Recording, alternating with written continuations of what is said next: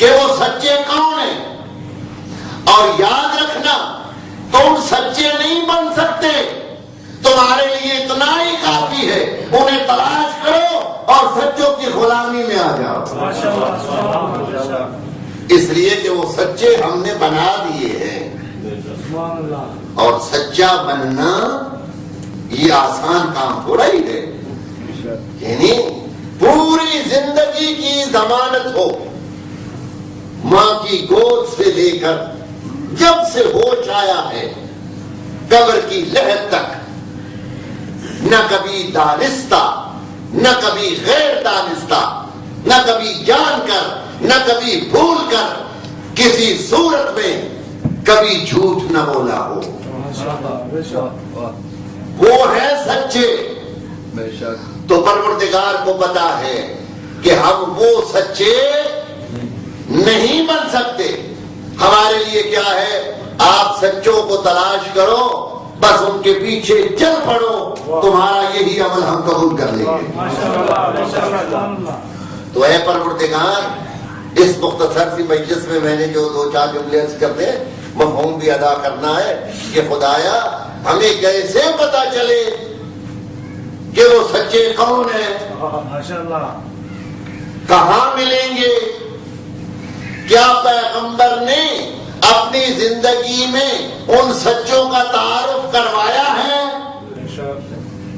اور اگر پیغمبر نے نہیں کروایا تو پھر آیت کا ترجمہ اور مفہوم کیا ہوگا؟ ہم سچے کہاں سے ڈھونڈیں گے؟ تو اے اللہ کے رسول ہمیں بتائیے وہ سچے کون ہیں جن کے ساتھ رہنا ہے؟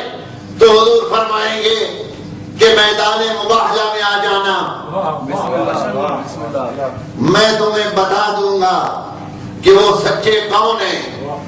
آیت نازل ہوئی اور نجران کے نساء عیسائیوں کے ساتھ مباہلہ ہو رہا ہے، پہلے مناظرہ ہوا، اس کے بعد مباہلہ ہوا، اور اس میں حکم یہ ہوا ندعو ابناءنا و ابناءکم ونساءنا ونساءکم وانفسنا وانفسکم ثم نبتہل فنجعل لعنت اللہ علی الکاذبین۔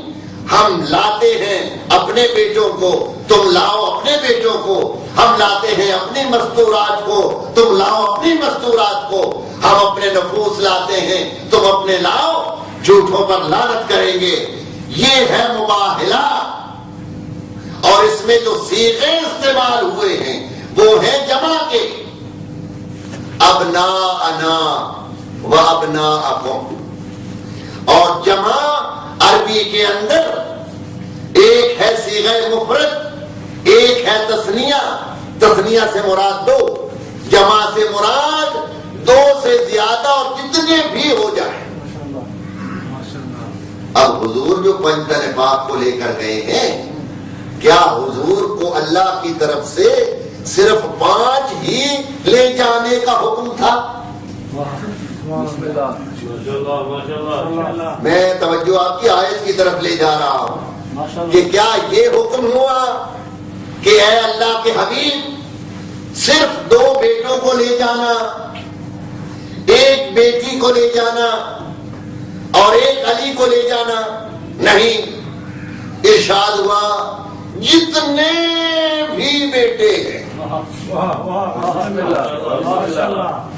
سب کو لے جاؤ، جتنی بھی عورتیں ہیں سب کو لے جاؤ۔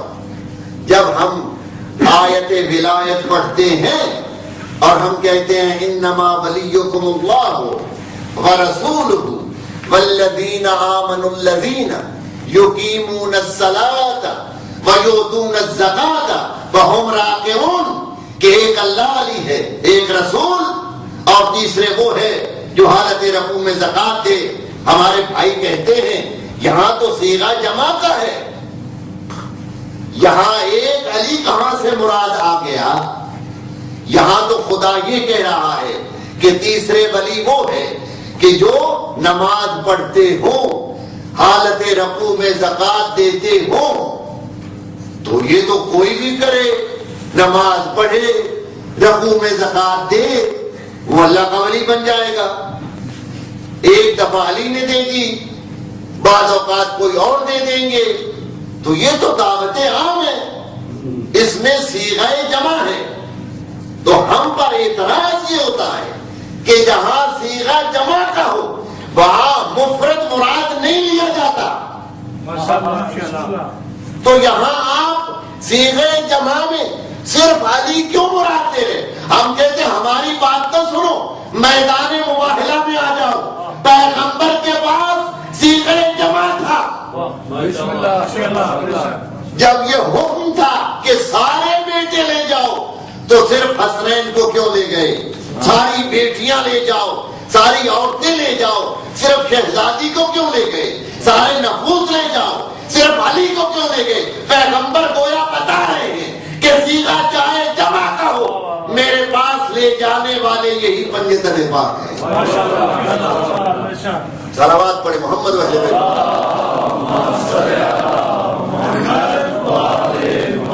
اور آج جو میدان مباہلہ میں آ گئے ہیں یہی سچے ہیں، اور ان کی سچائی کی ضمانت دے رہے ہیں پیغمبر، اور صرف پیغمبر کی ضمانت نہیں بلکہ نجران کے عیسائیوں نے ان کے چہروں سے وہ نور نکلتا ہوا دیکھا کہ جس پر وہ سمجھ گئے کہ اگر انہوں نے مباہلہ میں ہمارے لیے بد دعا کر دی تو قیامت تک دنیا میں کوئی عیسائی نہیں رہے گا۔ تو گویا یہ ہے سچے۔ اب خطاب دینے کے لیے آپ جن کو چاہے دیتے پھریں،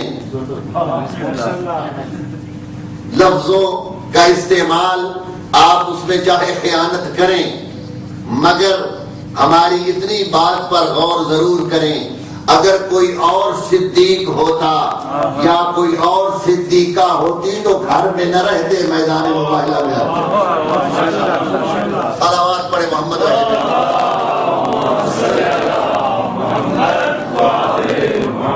یہ ہیں وہ سچے جن کے ساتھ تمسک کرنا، جن کے ساتھ رہنا، اس کا حکم ہمیں پروردگار عالم نے دیا ہے۔ تم تقوی اختیار کرو، متقی بن جاؤ، متقی بن سکتے ہو مگر امام المتقین نہیں بن سکتے۔ جب متقی بنو گے تو علی تمہارے امام ہوں گے، جب سچوں کے ساتھ چلو گے تو پنجتن پاک تمہارے رہبر ہوں گے، ان کو اپنا ہادی مانو گے، پھر تمہارے پاس صحیح دین اسلام آئے گا۔ تو آج کی یہ رات جس میں آپ نے اعمال کرنے ہیں، اسی رات میں اللہ کے اوامر لے کر ملائکہ نازل ہوتے ہیں زمین پر۔ تنزل الملائکۃ والروح فیہا، اور وہ کس کے پاس آتے ہیں؟ ہمارے وقت کے امام کے پاس۔ دنیا کا کوئی، کسی مذہب کا کوئی لیڈر آج تک اس نے یہ دعویٰ نہیں کیا ہے کہ میرے پاس فرشتے آتے ہیں۔ اگر یہ دعویٰ ہے تو ہمارے ائمہ کا ہے، اور کہیں اور اگر فرشتے چلا جائے تو پھر وہ بولنے کے قابل نہیں رہتا۔ ادھر آتے ہیں اوامر الہی کو لے کر، اور پورے سال کے اوامر امام کی خدمت میں پیش ہوتے ہیں۔ آج کی رات ہمارے تمام اعمال جو ہیں وہ ہمارے مولا کی خدمت میں جائیں گے۔ یہ جو پچھلے سال جو کچھ ہم نے کیا ہے وہ سارا آج امام کی خدمت میں جا رہا ہے۔ اس لیے غور کر لیں، کوئی ایسی تحریر نہ ہو، کوئی ایسی بات نہ لکھی ہوئی ہو اس پرچے میں کہ جس کی وجہ سے امام کو تکلیف ہو، دکھ ہو، اور ہمیں مولا کے سامنے شرمندگی کا سامنا کرنا پڑے۔ اور اگر خدا نہ خواستہ ایسا پہلے ہوا ہے تو آج کی رات توبہ استغفار کی رات ہے۔ آج خدا سے معافی مانگ لیتے ہیں، اے پروردگار آج سے پہلے جو کچھ ہوا ہے ہمیں معاف کر دے، اس کے بعد آئندہ جو ہے ہم اپنی زندگی کو تیری خوشنودی اور ائمہ کی خوشنودی کے مطابق گزاریں گے۔ ہمارے ائمہ جنہوں نے اتنی محنتیں کی دین مبین اسلام کو ہم تک پہنچانے کے لیے، صرف کربلا کا میدان ہی اگر نظروں میں رکھ لیا جائے تو آدمی سمجھ سکتا ہے کہ دین کی اتنی اہمیت تھی، دین اتنا پیارا تھا، دین کی بقا اتنی ضروری تھی کہ جس کے لیے میرے مولا کو اتنی عظیم قربانیاں دینی پڑی۔ اگر دین معمولی ہوتا تو حسین کبھی علی اکبر کو موت کے حوالے نہ کرتے، کبھی اپنے بھتیجے قاسم کو ٹکڑے ہوتے ہوئے نہ دیکھتے، کبھی عباس جیسے بھائی کے بازو قلم ہوتے نہ دیکھتے۔ اور اے سوگواران حسین علیہ السلام، یہ تو چھوٹی چھوٹی قربانیاں ہیں جو اصل قربانی دی ہے اہل بیت نے۔ سید سجاد سے کسی نے مدینہ میں پوچھا، مولا آپ کیوں روتے ہیں؟ اتنا عرصہ ہو گیا واقع کربلا ہوئے، آپ آج تک رو رہے ہیں، شہادت تو آپ کے خاندان کا ورثہ ہے، آپ تو شہید ہوتے رہتے ہیں۔ امام کی آنکھوں سے آنسو اور تیزی سے نکلنے لگے اور رو کر فرمایا، اے پوچھنے والے، شہادت تو یقیناً ہمارا ورثہ ہے، مگر ہماری پھوپھیوں کا ننگے سر بازار میں جانا اور دربار میں جانا یہ تو ہمارا ورثہ نہیں ہے۔ اے سید سجاد، آپ کو سب سے زیادہ تکلیف کہاں ہوئی تھی؟ امام فرماتے تھے، الشام الشام الشام۔ اے مولا، شام میں کیوں زیادہ تکلیف ہوئی؟ امام فرماتے اس لیے کہ جب ہم یزید کے دربار کے قریب پہنچے، میں نے دیکھا ہر قسم کے تماشائی وہاں پر جمع تھے، مذاق کرنے والے جمع تھے، میری پھوپھیوں کے لباس پھٹے ہوئے تھے، سروں پر چادریں نہیں تھی، یتیم بچے، گلے میں رسیاں، خاردار تھوک، دنیا ہمارا تماشا دیکھ رہی تھی۔ اور امام فرماتے میں سر جھکا کے چل رہا تھا۔ سید الساجدین واقع کربلا کے بعد مدینہ میں جتنا عرصہ رہے ہیں، جب بھی کوئی شخص کہتا مولا میرے بیٹے کی شادی ہے، ہمارے گھر میں کوئی خوشی کا اہتمام ہے، میں آپ کو دعوت دیتا ہوں ہمارے گھر تشریف لائیے، امام اس سے معذرت کر لیتے، کہتے مجھے اب کسی خوشی میں جاتے ہوئے اچھا نہیں لگتا، میں نہیں آ سکتا۔ مگر اگر کوئی یہ کہتا مولا میں نے آپ کے بابا کی مجلس کروائی ہے، تو امام اس کے گھر میں ضرور جاتے تھے۔ ایک شخص نے اپنے بیٹے کی شادی پر امام کو کہا، مولا میں نے اپنے گھر میں آپ کے بابا کی مجلس رکھی ہے، آپ تشریف لے آئیے۔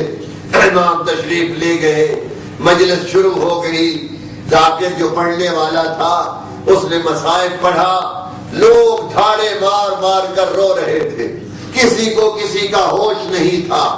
جب مجلس تمام ہو گئی، صاحب خانہ نے دیکھا جس جگہ پر بیمار کو بٹھایا تھا وہ جگہ خالی نظر آئی، حیران ہو گیا، میرے مولا مجلس کے درمیان اٹھ کر کہاں چلے گئے ہیں؟ جب دیکھا تو جہاں پر آنے والوں کی جوتیاں پڑی ہوتی تھی، دیکھا بیمار کربلا وہاں بیٹھے ہوئے رو رہے تھے، کہا میرے مولا ہوا کہا، میں نے تو آپ کو آگے بٹھایا تھا۔ امام نے فرمایا، اے مومن تو ان ظاہر آنے والوں کو دیکھ رہا تھا، تجھے نہیں پتا تیری مجلس میں کون کون آیا ہے، ایسی ایسی ہستیاں آئی ہیں جن کے مقابلے میں نہیں بیٹھ سکتا تھا۔ سب سے پہلے آسمان سے ایک ہماری اتری جس میں میرے نانا رسول خدا تھے، اس کے پیچھے میرے بابا علی مرتضیٰ تھے، پھر میری دادی فاطمہ آ گئی، میرے چچا حسن آئے، حسین آئے، میں ان کے سامنے کیسے بیٹھ سکتا تھا؟ الا لعنۃ اللہ علی القوم الظالمین وسيعلم الذين ظلموا